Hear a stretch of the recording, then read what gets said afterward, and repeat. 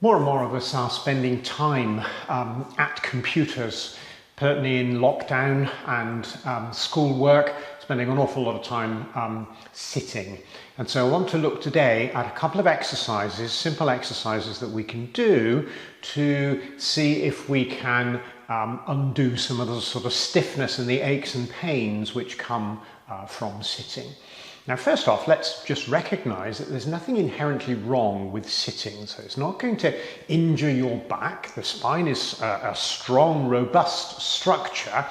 But if we do any form of activity for a prolonged period of time, be it sitting or standing or pushing or pulling, anything which we do to an excessive amount of time, we're going to get aches and pains. And obviously when we sit, the spine takes up a particular shape. So we tend to bend forwards and we tend to have our chin poking forwards towards the computer screen. And that in itself is not a problem if we just did it for a small amount of time, but of course we do it over and over again, and before you know it, you've been sitting at the computer for perhaps 4 or 5 hours and you get stiff and sore. And the same would occur in any other position. So if I'm painting a ceiling for 4 or 5 hours, then I'm going to get aches and pains. If I'm bending over a flower pot in the garden for 4 or 5 hours, then I'm going to get aches and pains. And the answer is to do two things. Firstly, to try to split up the total amount of time that we spend in that position. So rather than allowing stress and strain to build up, to accumulate, we would try to split that up. So if we're sitting for 5 hours, let's see if we can sit for 5 lots of 1 hour and get up and walk around and stretch the spine out a little bit between those single hours.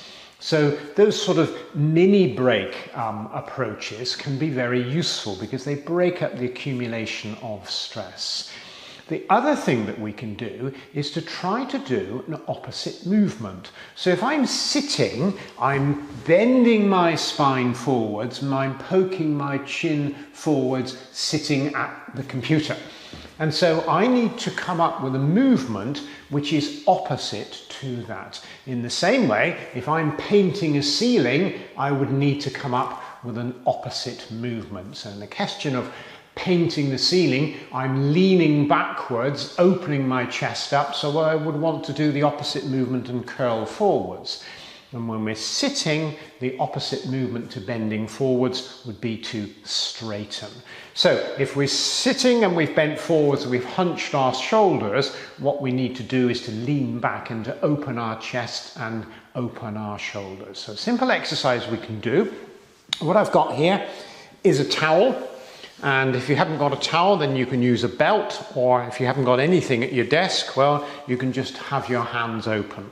What I do is I take hold of this towel at the end, so my arms are straight, and then I'm going to reach overhead, opening my chest out, and come back down again. So I'm reaching overhead, opening my chest out, and come back down. So if I turn from the side, you can start to see what's happening. So my sitting posture is one where I'm bent and my chin is coming forwards. So what I'm doing is to sit myself up straight, opening my chest, growing tall, and come back down. And I'm going to do that 4 or 5 times, breathing normally, and you'll get a few aches and pains and a few clicks and pops, and gradually that stiffness will ease off.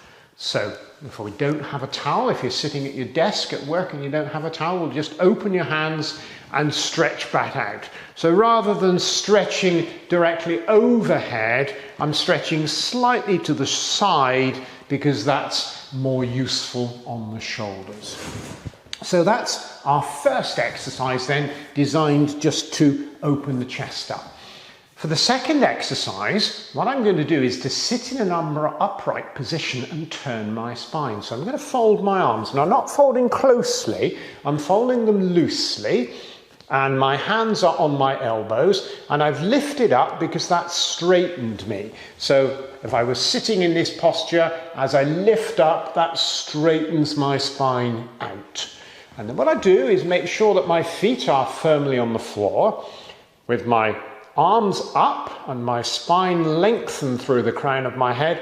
I turn to one side, pause, come back to the center, turn to the other side, pause, back to the center. So it's a slow, controlled movement, and I would expect the movement to be a little bit tight to start with and to gradually ease as I get into it. And also, you'll find that one side tends to be better than the other. And I can increase that movement by putting my hand onto the elbow and pulling. So I'm just using this hand now, it's as far as I can go, and I'm gently pulling a little further. Come back to the center, round, that's as far as I can go. Use the hand on the elbow to gently pull further. And again, as with the towel exercise, a few clicks and pops are perfectly normal. So that's our spinal rotation exercise, and we've already done an exercise where we're reaching overhead to open the chest. So those are our two exercises which are specific to the spine. The third one is simply going for a walk.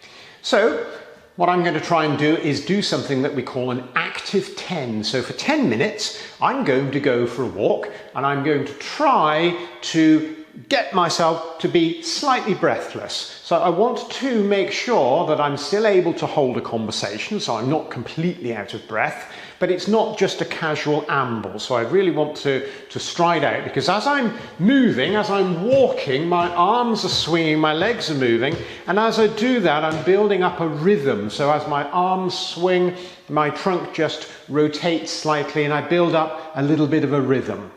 Now, if you find that it's snowing, or you, for some reason you can't go out for a walk, well, you can do your active 10 at home. So I can just stand on the pot and sort of think to myself, well, okay, I'm going to walk on the spot, and I'm going to do that for a couple of minutes, and then I'm going to push my arms up and down, or I'm going to reach across, or I'm going to attach my knees onto my hands. So I can do all sorts of movements for my active 10.